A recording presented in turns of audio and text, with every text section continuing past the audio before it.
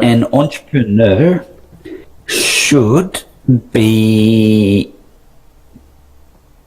building systems that fulfill a need that the existing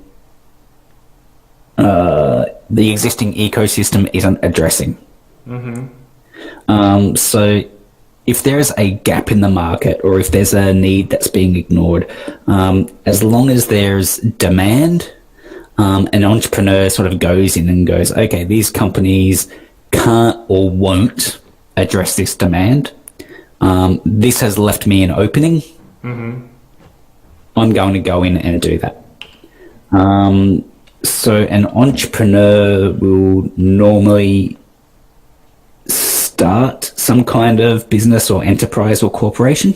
Yep. Or cooperative. It can be so many different things, but we'll basically start a project and then put in the right people to take it over and then go on to the next. So an entrepreneur should be good at spotting gaps and designing systems to fill those gaps. Fair enough. But do you think we entrepreneurs are in fact looking for new ways to control and manipulate people in the direction of our own favors? I do think that most entrepreneurs are there because they're sort of not working within the system so much. They're able to see flaws and gaps, and they do try to fill them. Now, having said that, a lot of entrepreneurs do eventually get sucked into the system, especially if they have success, because it normally means, okay, if I want to get a return on this or make what I've spent back or to grow this, I need to do deals with venture capitalists, etc. And eventually they do get sucked back into that system. So we have to watch out ourselves in case... Yep, I think you need to work out your own personal goals, why you're doing this, and then what you want at the end. Precisely. Yep. If you're... Yeah. So I don't think most people become entrepreneurs because they want to control other people. I do think it's actually quite the opposite. They want to sort of liberate people. They want to offer something that's better, give people choice. But because of that, and because it's attractive, and because people are leaving the labour market and leaving capital to become entrepreneurs, the capitalists, and this can be venture capitalists, this can be bankers, this can be investors, this can be companies that do joint ventures or certain incubators, they want to insert themselves into that world because that's a huge market that's left, and they really need to entice that back in. So within the entrepreneur ecosystem, most of the leaders and most of the people steering that will not share the entrepreneur mindset. In fact, they're just looking for an opportunity to swallow. They're looking at a way to take over any challenge to capital, and also to coerce people that are revolting against wage labour back into the system. Because as a capitalist, you do want a market of 100%. You don't want a market of 50% workers, 50% entrepreneurs, because those entrepreneurs are not doing labour for you, which means you're not making money off them. And because they've got independence, they're not forced to become a consumer of your products either. So capital always requires to bring as many people in as possible. And that's the problem with the entrepreneur world, in that most people are doing it to be liberated and to liberate others and to give choice, but the whole system is designed to suck you straight back in. I suppose that yes, this type of I believe we can overcome this type of hurdle. As soon as we can manage to fully automate most of the mundane tasks and work by AIs, by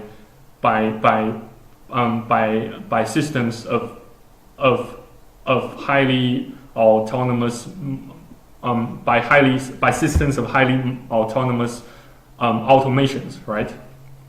Do you think that will become a reality? That's one view.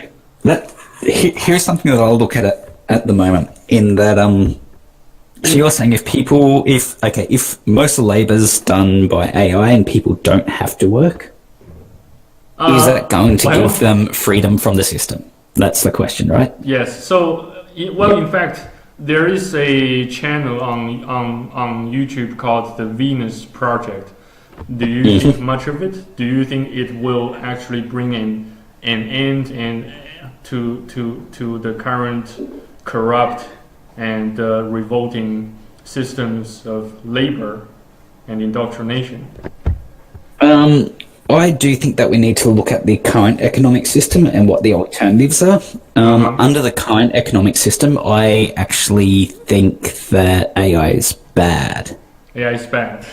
Okay. But only under the current economic system. So that's where we need to concentrate first. And the reason is, if you look at today, all the jobs that there are, so even just look at, let's focus on Sydney, because it's something that we share. Yep. So even with corporate jobs in Sydney, you walk into any office, any major shop, any corporation, and 3/4 of those people don't have to be there. 3/4. Yep. Yep. They're not doing a lot. Their jobs can already be automated. Such as receptionists. Yep. And accountants and systems, perhaps also systems administrators or even ICT business analysts can also be automated, I believe. Yep. Personal assistants, like most of these jobs, a lot of them are vanity jobs, so they're there to make someone else look good. Like, oh, I've got all these stuff. Some of them are jobs that are to do with economic constraints, so they're just trying to pad a budget so they've got access to money.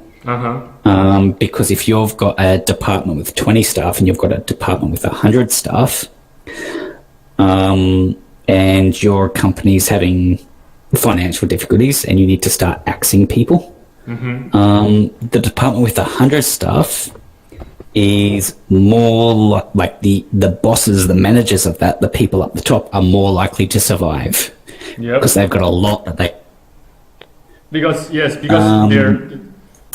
there is a safety in there's a safety in numbers. So if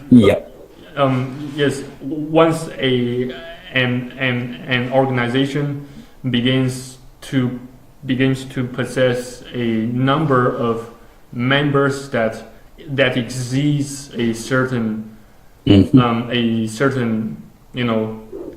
capacity or number, the owner of that organization or the system will have less risks of of getting killed, something like that. You can also observe similar types of phenomena in the natural, in nature, such as fish they tend to gather in large numbers to avoid falling prey to predators. There's a larger chance there's a larger chance of survival if they gather all together in large numbers. They will have a much reduced chance of That's true. Yeah, you can get worker revolt and things like that. Yes. I believe so. That's the thing. Like today, most of those jobs don't need to exist, and they're there to fulfill certain other needs of a certain class of people.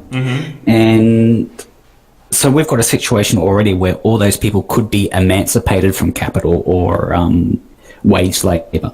Like they don't need to do that for society to function, but they need to be there for capital to function, because capital requires, and for the system, for like the infinite growth that capitalism is going for at the moment, yes, which under any model or theory ever is impossible. But yeah, if you're going after infinite growth, you need to make sure that everyone must be within your system.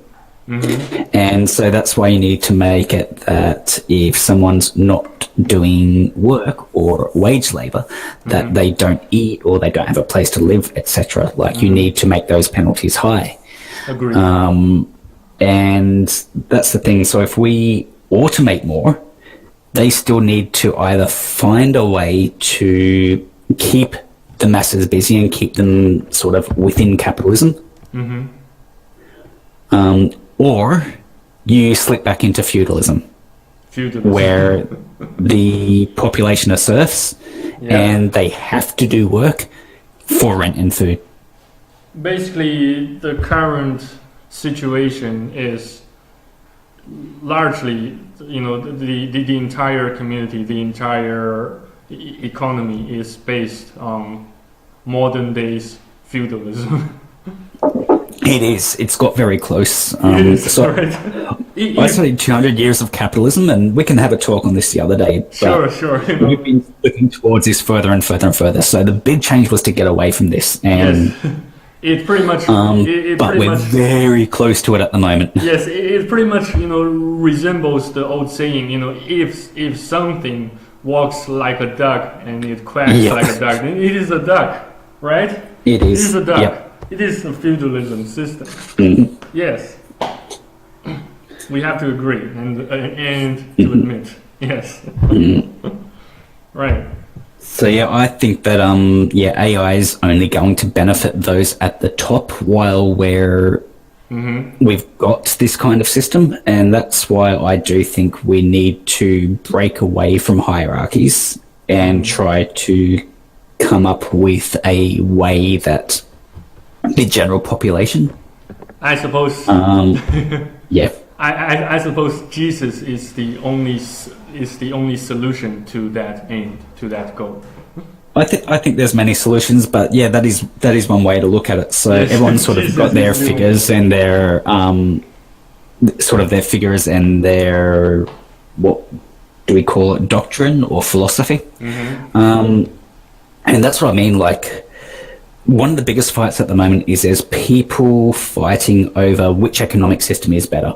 And the big fight at the moment is socialists versus capitalists. And I do think they've both got very weak arguments.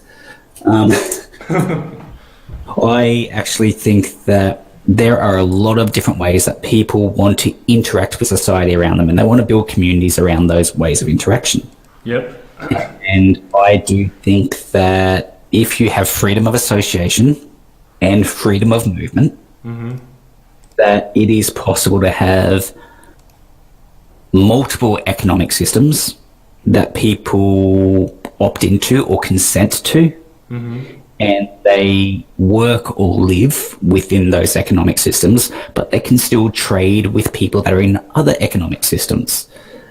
Because here's my big thing at the moment, and like lots of people say, oh, working for a corporation is a good job because it's stable and it's going to give you money and you've got chance to work up the ladder, and that even if you ignore that wages keep decreasing even as you in real terms, even as you get promoted, so even ignoring that, my thing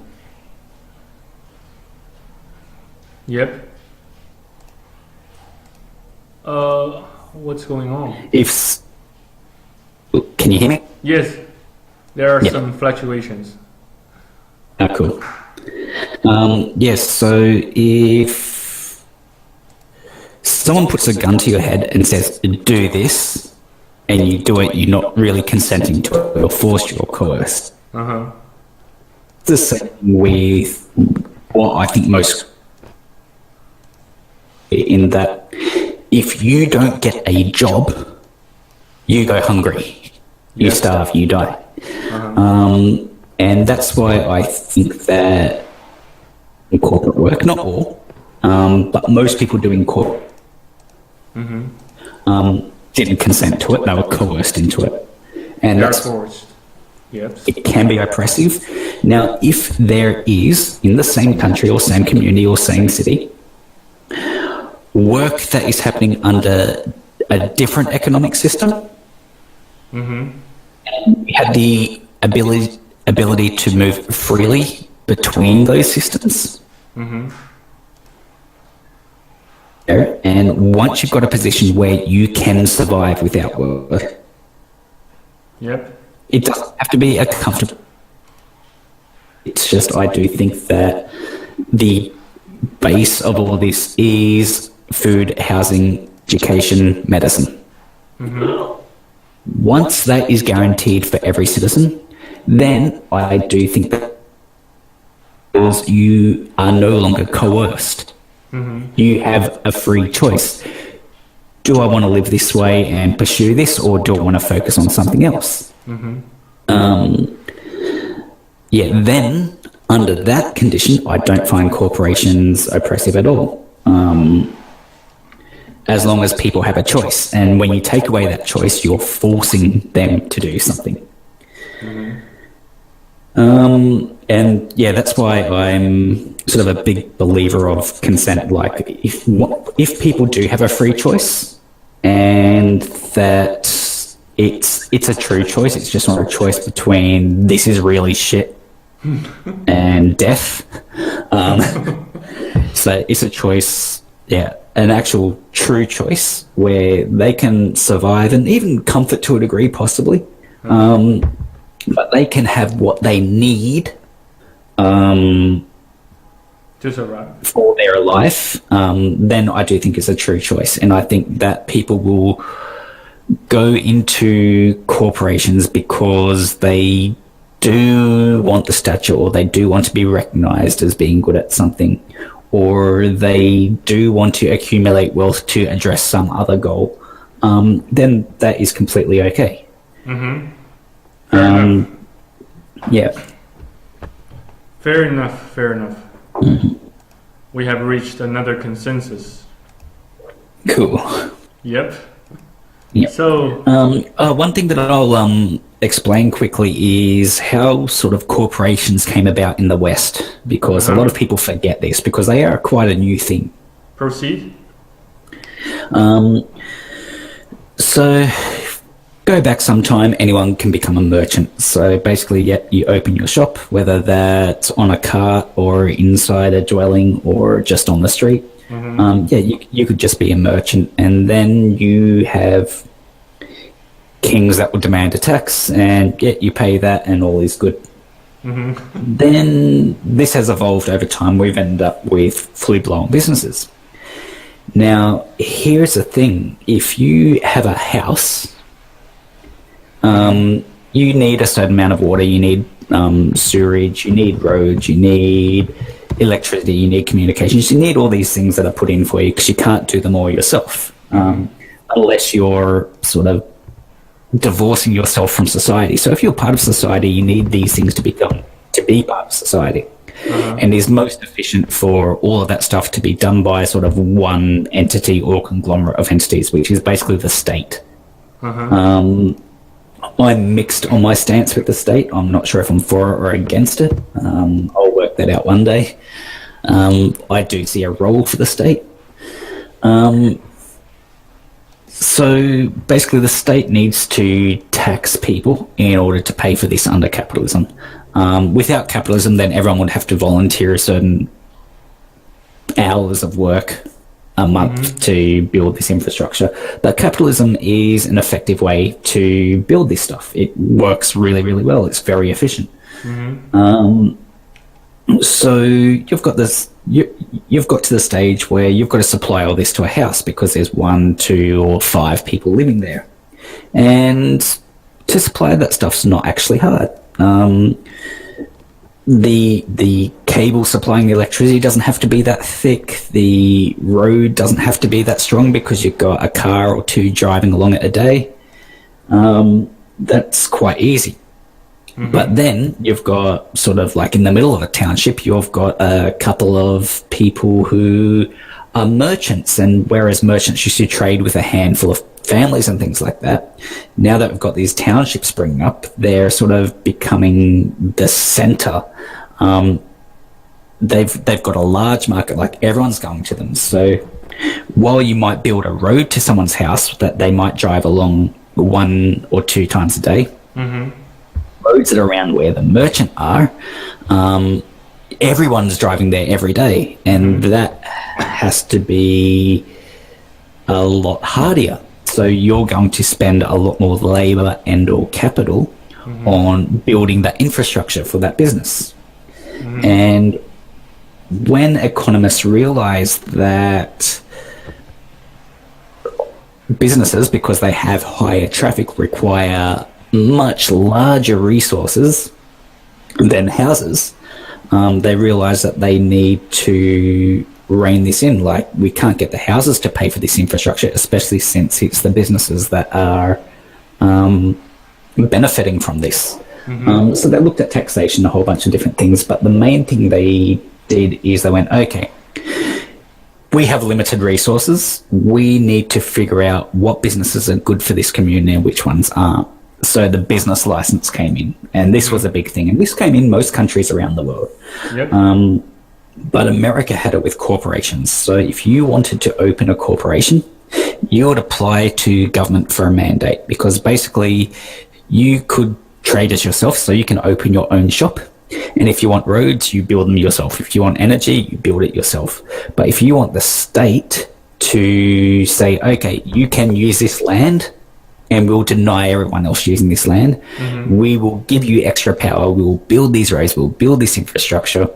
We'll give you monopoly on this so no one else can do it. If you want that power, you had to apply for a mandate, and you had to convince the government that your enterprise was good for society, that it fulfilled a need, that it was going to offer something. And this was the corporation. You would apply for a license, and that license can be revoked if you screwed up.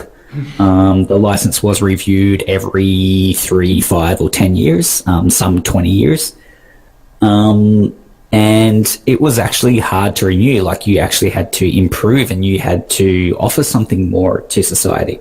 And normally what that meant is that you needed to be able to give good paying jobs and to upskill and train people, and basically to give more to the community than you're taking. So if you're building roads to your business, you're taking away parkland, you need to sponsor parkland somewhere. If you're displacing something, you basically need to recreate it. If you're taking water, you need to find a way to replace or look after the water, or to help build new dams or something like that. So the whole thing is, there needs to be a benefit to the community of giving you this monopoly over the area that you're trading in, and basically monopoly over, like, exclusive use of the land. And this was a big thing for a long time, and this slowly started being eroded.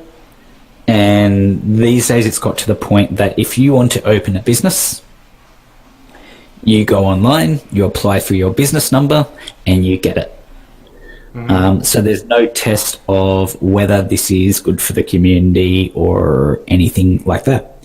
So the corporation has basically, like, while the corporation is given personhood, because they are a legal entity that can do contracts, etc. So while they're still given personhood, they no longer have the obligation that they used to have to get that personhood. And this has caused a lot of problems. I think it has pros and cons in the meantime, right? Though sometimes pros can outweigh the cons, and cons can sometimes outweigh the pros. No, very true.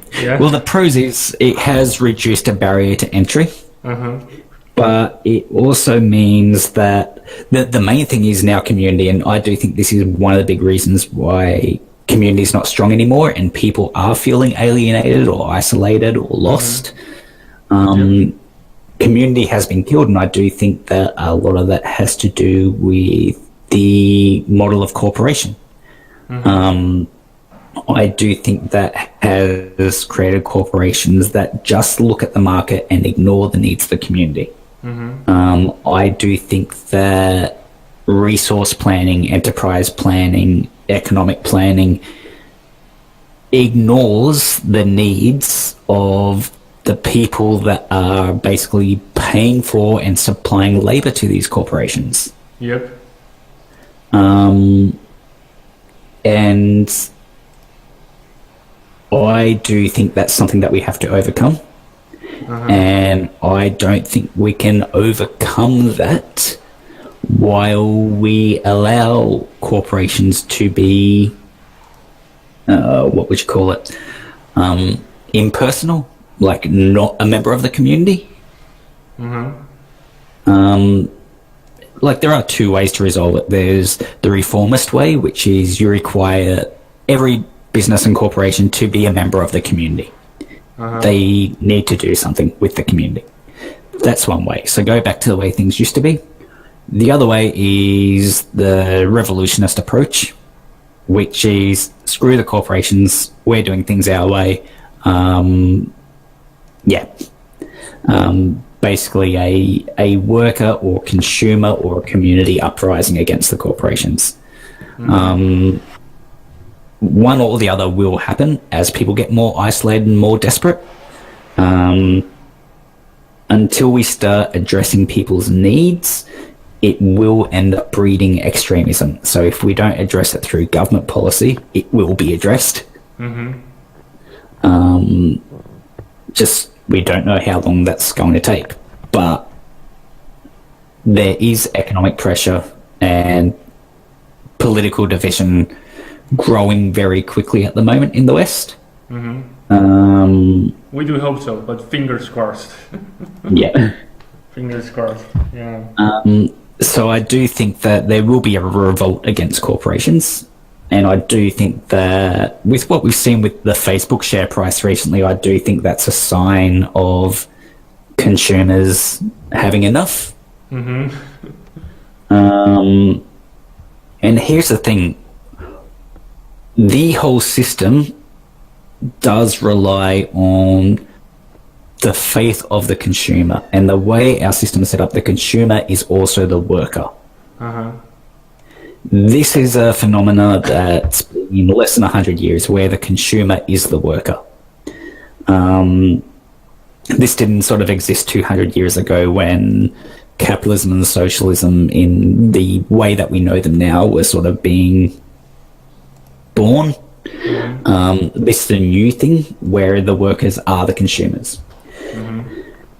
Under that, they have a lot more power because they can withhold consuming, or they can withhold working, or they can do both. And we've seen with Facebook that people have withheld from that, and it affected their share price by $2 billion.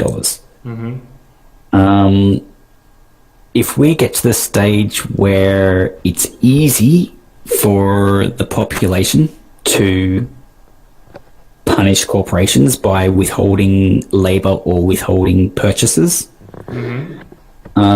then corporations are no longer a safe investment, and people will divest from them, causing these share prices to crash. Now, if they're not stable or they don't have high value, it won't attract capital. People will invest in something else. The only way to save corporations under what's happening now is to slip into fascism. That's one of the big economic debates that are happening at the moment. Like, how do we do fascism without the deaths and slavery? US is right there. Australia's been there for a long time. And that's the major economic fight at the moment. So the people who want this private-public partnership to save the corporations, want basically the people to, basically want the people to fund the corporations and to protect their profits, without using violence. And I do think that if people don't love the corporations, they won't donate everything to the corporations. They'll prefer to eat food and have a beer and go to the movies. Civil disobedience. Yep. So I do think that this is all coming to a head very, very soon, which is one of the main reasons why I am focusing on new economic systems that can still be friendly with capitalism, can still be friendly with socialism, can still be friendly with all the other isms out there. I think I am neither a capitalist or a socialist, though as a Christian I do find myself more inclined towards becoming or towards supporting socialists. Yeah. Yeah. Kind of. I have to admit. Yeah. I'm more inclined towards supporting or becoming a socialist or socialism. Yeah. Because I have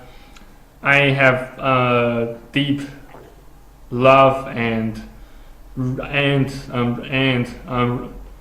a respect for the original and genuine Aussie values and Aussie ways of living. I suppose yes, I got quite how should I put it? I got quite indoctrinated or quite spoiled by the days I spent in Australia. Don't you think? Yeah, definitely. But due to the changes in leadership and some inflows of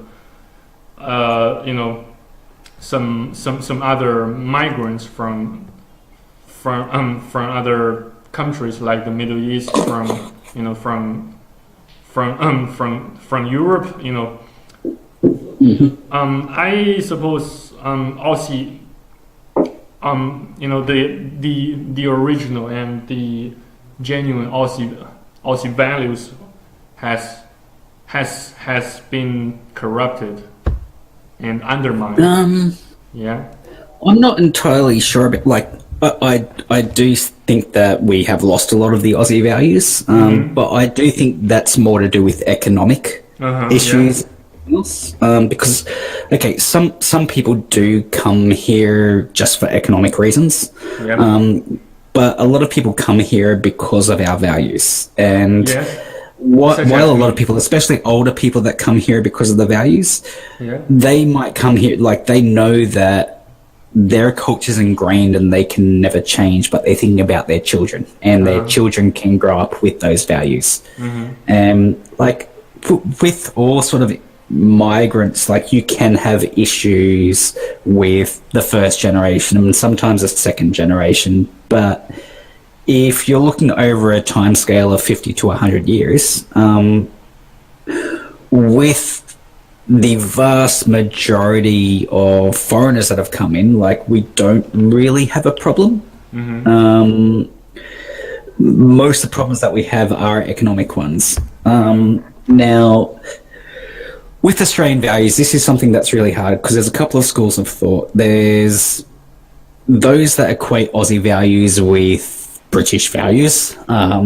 So they're the people that are very pro-colonial times, and they do very pro-Queen and pro-Britain, and do see Australia as under Britain.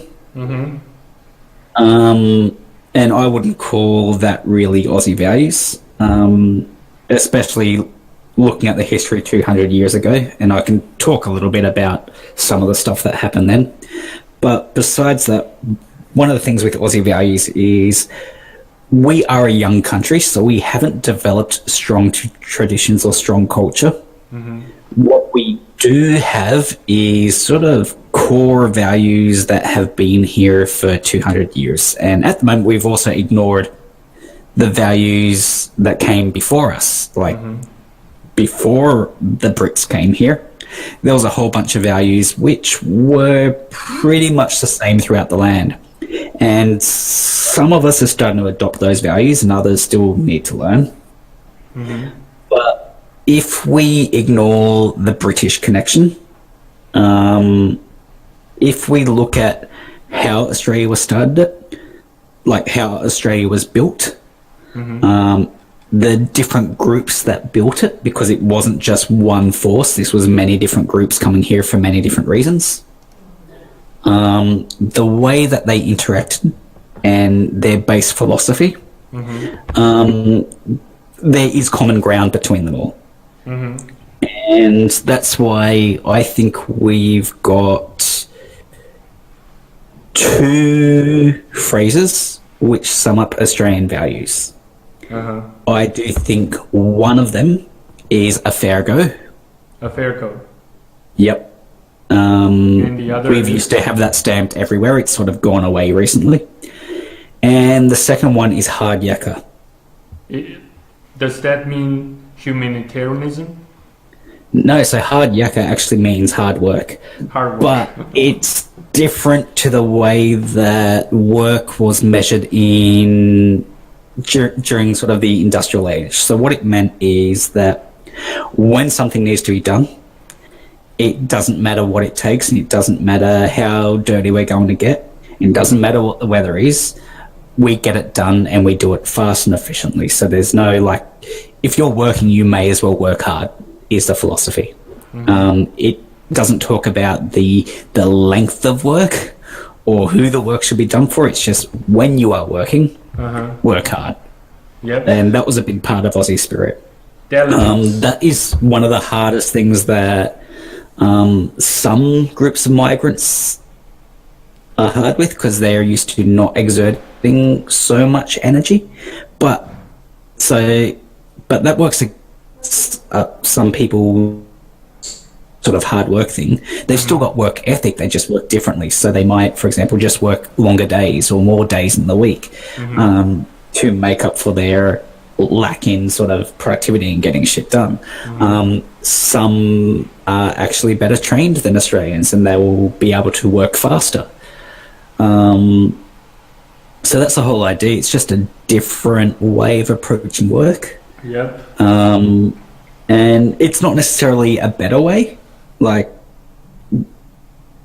just working hard and not smart isn't necessarily a great way to do things, but it's something that Australia was built on, so we try to keep that. It's like, okay, even if we don't know how to do it, we're going to do it. We make do with what we've got. And that was largely because of sort of the outback culture, where it isn't easy to get things that you need, so you just need to make do, and you work hard in the face of adversity. But the big one is a fair go. And like when Australia started, so we did have convicts come in and give labour and build certain towns. We had free settlers come in from England and elsewhere to build towns. Some were sort of related to the Queen, and some were more trying to escape England or elsewhere and build towns in other places. Yep. You had different religious groups too. Australia was like, we had a lot of different colonies built by a lot of very different people, and some of those people were enemies, and like you did have colonies slaughter other colonies, especially like as a colony we had a lot of socialist colonies go back 200 years ago, and when the Queen found out and realized, oh, people can live without paying tax, they basically got slaughtered. But yeah, we've had it was usually always the Catholic colonies that got slaughtered by the Queen. That was the sort of Irish free settlers. And yeah, we had a lot of that going on. And this is where a fair go thing sort of came about. It's like, you should give everyone the chance and let them create their own narrative and build their own life. If they need a helping hand, you give a helping hand. You don't disparage them for trying. And Australia was built around having, well, it depends if you ask the Queen or if you ask the settlers that actually built Australia. But yeah, if you ask the settlers that built Australia, Australia was built around equality. Like, we are all equal. We're all here. We've got a common goal. It is meant to be a classless society. Like, you do your own stuff, and then when you've done that, you go help your neighbour. Yep. The Queen's Australia was very different. They, to stop uprising, they agreed with the whole equality thing, but in reality, it wasn't. Like, they wanted their hierarchies. They had their lords and their sirs and their madams and all that. And that was part of their system of control. But it was something that was, like, really accepted. This was the people that were doing the work and doing the building. These are the ones who made a fair go of thing. And the powers that be, which was the Queen at the time, had no choice but to go along with it, and that became part of our culture. And that's also something that we're losing. And the main reason that we're losing it is we don't have economic freedom anymore. People are desperately scraping to get by, and they don't have the ability to look after their neighbour anymore. They don't have those community connections, and that's why I think the biggest reason why we're losing that. And because they are struggling so much, they also don't feel the need to work hard, because they work hard or they don't work hard, the pay is the same. So they may as well conserve energy and stick it to the man. So we've also lost hard yakka because of that. Yeah, quite true. And pretty sad. Yep. So yeah, I don't blame migrants for that shift. But we have to blame globalization, right? Not even globalization, because that can be good for us. I do think, like, okay, our economic policy is almost essentially written by Washington. So we can only point the finger in one direction. So it's pretty much a economic dictatorship. Yep. So we've got political pressure from our biggest ally, and we've also got pressure and influence from our corporations, who of course are related to that same entity. So that's basically what's been in control of Australian economics for quite a long time. The only reason it hasn't gone the full way America has is that the population pushes back. But unfortunately, we've been pushing back less and less and less, and this may come to a head soon. Like, we've got to the stage where a lot of people, and I think this is because a lot of people just aren't working now. People aren't fighting for minimum wages or work safety or these things anymore.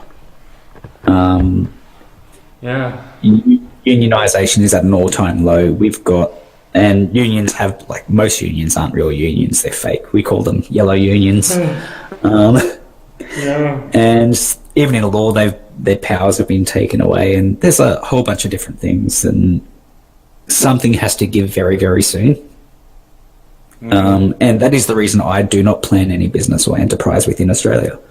I do think that it's not worth it. I do think that if you built a successful small business today, you won't have it in 10 years. It'll be taken away from you. And that's why I do concentrate on other countries. Yes, because there are so much red tape and so much taxes. In Australia. Taxes aren't too bad.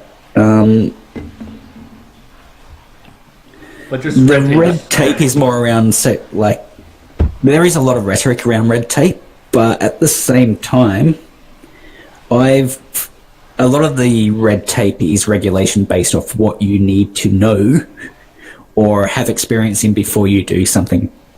And I actually do think that our standard of education on these things has dropped in the last 20 years. And that people are going into certain enterprise and certain activities without knowing how to do things properly.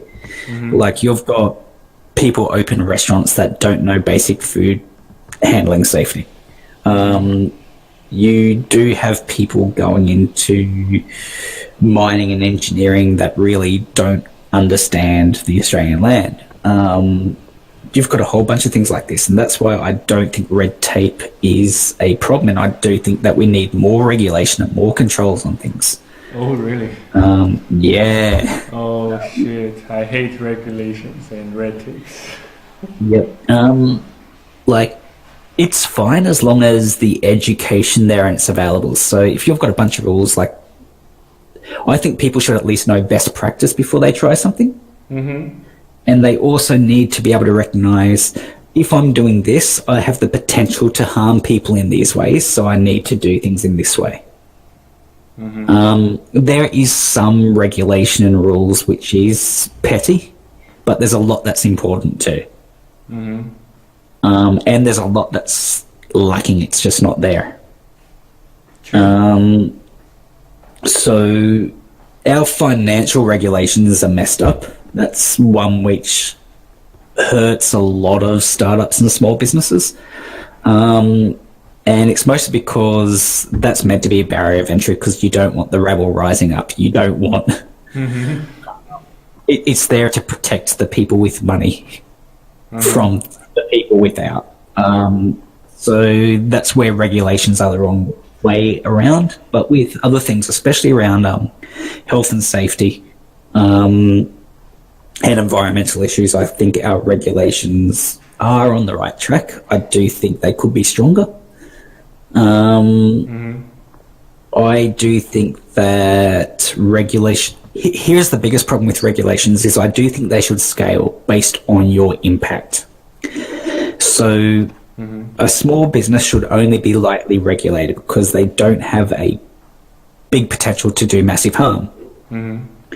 And that will reduce the barrier to entry because there's less they have to know and the less they have to do and the less paperwork and reporting they have.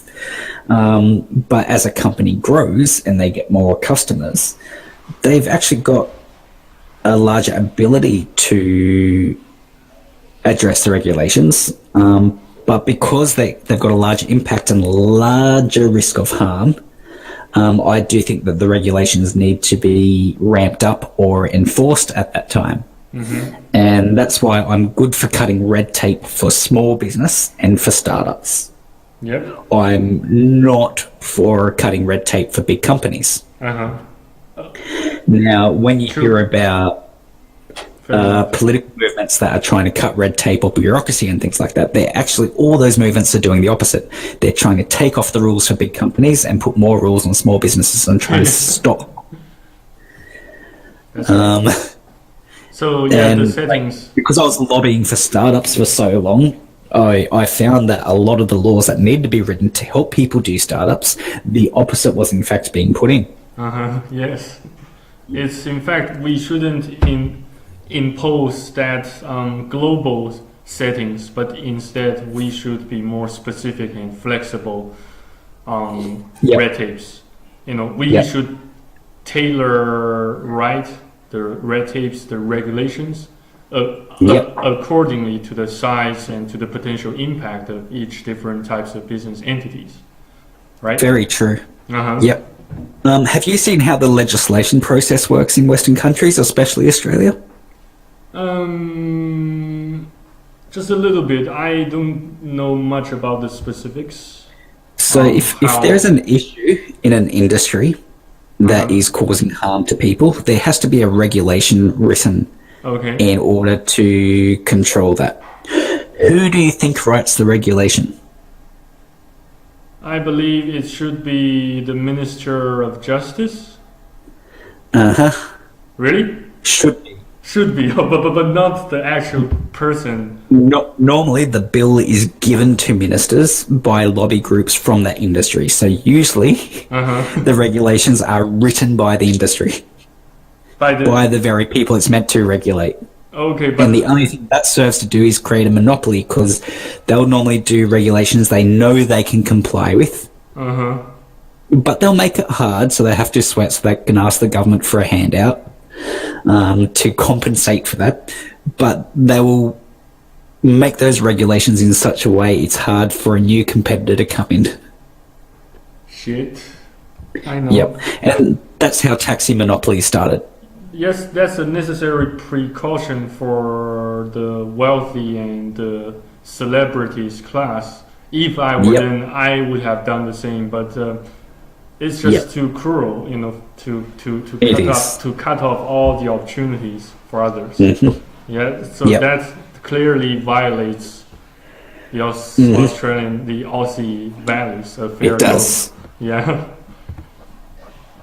it's true. Yeah. So yeah, great. Do you have any questions for me? What I might do before I ask you questions, I'll leave questions for another day because some other days I'll talk about the new economy Mm-hmm.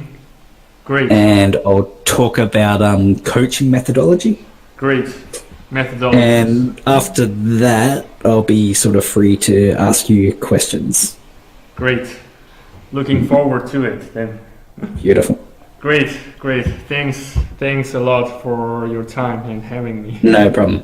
Great. Perhaps we should do this more regularly and try to make it a separate channel on YouTube, and perhaps Sure. we can manage to gather to earn some bucks from Yep. from the channel. Yeah, we will figure something out. Sure. Great, great. Thanks a lot for your time, mate. No problem. Thanks a lot, and we will talk again. We will talk again. Sure. We will text you via Discord or Facebook No problem. in advance, of course, Yep. to suit Cool. your agenda and my schedule No problem. too. Great. Sure. Thanks. Thank you. Cool. No problem. Ciao. Talk again later. Talk again We will later. do. Bye bye. Cheers. Nice chat. Nice talk.